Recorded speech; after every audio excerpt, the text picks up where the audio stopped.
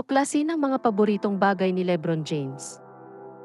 Sa mundong puno ng basketball, ang pangalan ni LeBron James ay hindi maaaring hindi marinig. Ang atlete na may kasalukuyang tagumpay at nagpapatuloy na pamamayagpag. Sa likod ng kanyang malalaking kompetisyon, ano kaya ang mga paboritong bagay niya? Ang kulay, pagkain, musika, pelikula, manlalaro at sapatos. Ang paboritong kulay ni LeBron.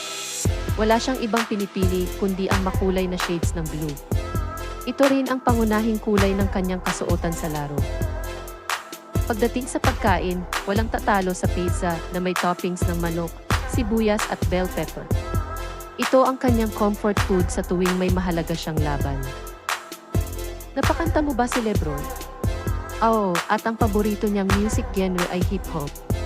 Kanyang pinapakinggan ang mga kanta ni Jay-Z at Kendrick Lamar upang ma-relax.